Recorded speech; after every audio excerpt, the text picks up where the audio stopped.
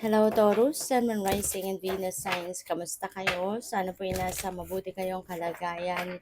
Welcome back po sa Star Tarot at kung bago kayo rito, welcome din po kayo. Please subscribe, like, share my videos, and leave me a comment kung nakaresonate po kayo.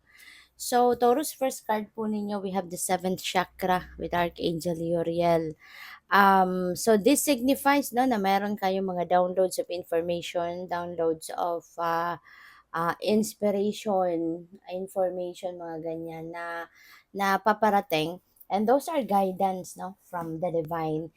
Kaya tutulungan din kayo ni Archangel Uriel na maano ninyo yan, ma-access ninyo yung mga impormasyon na yan because that's guidance sa iyo. Maaari kasi na meron kayong sitwasyon sa ngayon na kailangan ninyo ng gabay, kaya iyan papadalhan kayo ng divine ng mga impormasyon no para ma-inspire ka, ma-motivate ka at magkaroon ka ng clarity, yung ganun.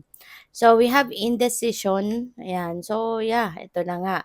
Baka ito yung dahilan, 'di ba? Kung bakit kayo binibigyan ng mga impormasyon para na matulungan kayo na makapagdesisyon kayo ng tama at maayos. Makita ninyo yung clear direction no, na dapat ninyong tahakin at this time regarding kung ano man yung kailangan ninyong pagdedesisyonan. Kasi para ngayon, nasa fork in the road kayo. Yung bang hindi ninyo ma-figure out ano ang best na gagawin ninyo, hindi kayo makapagdesisyon sa ngayon kasi yeah, for whatever reason, baka nalilito kayo or hindi ninyo maisip ngayon talaga kung ano yung dapat no na gawin. So we have a woman holding a heart.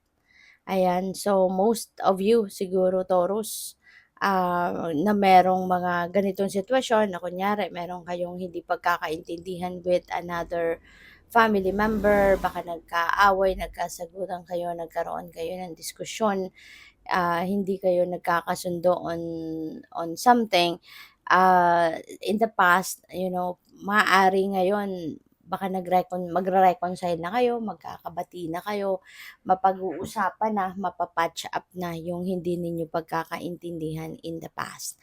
So, yun, kumbaga may forgiveness na, meron ng muli, you are willing to start over again sa kung ano man klaseng relationship ang meron kayo. Kasi pwedeng mag-ina kayo, magtatay, magkapatid, no? So, depende sa inyong sitwasyon. But yes, meron ng mas pinipili ninyo ang pagmamahal, no? Kisa galit. Kaya ngayon, mapag-uusapan na at mapapatch up nyo na yung hindi ninyo pagkakaintindihan. We have victory energy. So, maganda to. Magtatagumpay kayo sa kung ano man ang mga bagay no na pinagsisikapan ninyo. Po pwedeng trabaho 'yan, career, business, ganyan. Or po pwedeng pagsisikap no na magkaayos lang kayo ng kung sino man ang mga kaaway ninyo or kung meron man kayong hindi yung mga katampuhan ba. So mapagtatagumpayan din ninyo 'yan. Maaring you are going to go for a compromise no para na magkaayos. So whatever it is no na pinagsisikapan ninyong ma-achieve, feeling ko dito yun yung pagtatagumpayan ninyo, no? So, maraming salamat for subscribing and if you haven't subscribed yet, subscribe na kayo. And also, maraming salamat din for not skipping the ads. Malaking bagay po yan sa akin. And also, please click the join button sa baba ng video kung gusto niyo na mag-join sa membership.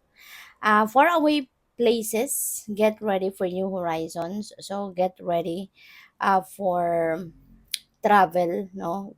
Po pwedeng may go signal na siguro kayo, baka nag-apply kayo for traveling abroad, whether that is trabaho, or whether that is like relocation, migration. So, ngayon, no, maaring kayo ay papunta na, maaring may go signal na kayo, at kaya maghanda kayo no, ng mga dokumento ninyo, yung mga gamit na dadalhin ninyo, maaring ngayon ay pinaghahandaan nyo na yan, and also, maging handa ang inyong kalooban, yun ang mahalaga din.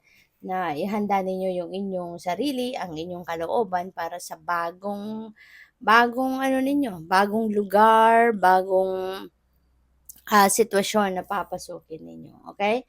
So we have reaching your destination, your light is shining brightly.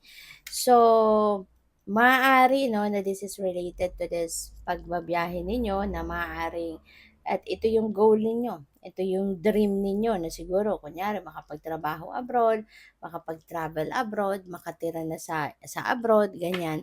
So, you are very close to that. No, yung reaching destination energy na to, you're very close to that. So, maaaring kayo ay talagang aalis na, maaaring kayo ay talagang babiyahe na very, very soon. So, pupuwedeng gano'n ang ganap diyan, 'no? And, pupuwede rin na ibang goal ninyo 'to, maaaring meron kayong goal sa work or sa career ninyo. So, this could also signify na you are yung baga yung tagumpay ninyo is within reach na, 'no? Kaya ang lapit-lapit mo na sa pagtupad ng inyong pangarap. Rejuvenating rain, clear the past and heal the present. So, feeling ko dito, this is healing, no?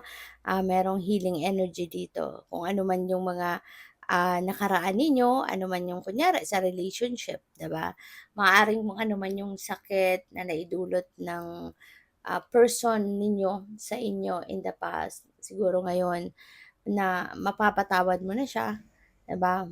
Maaaring handa ka na to move on from that heartache, from that pain. So handa ka na siguro na iwanan, no, talikuran na kumbaga ang sitwasyon na ito.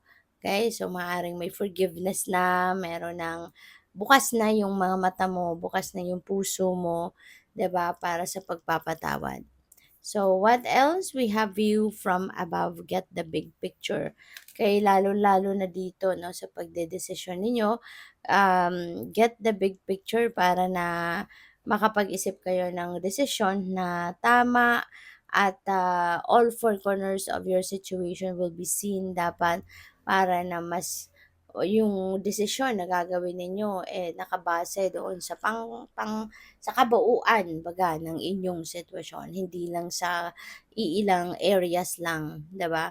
Kundi yung kabuuan mas magandang nakikita ninyo 'yan para na mas makapag-isip kayo ng tama, ng mabuti, sa na kung ano man ang desisyon na maiisipan ninyo dito, at least maganda yung pinagbasehan ninyo, and that is addressing 'no, majority or yung kabuuan ng kuwentong ito 'no.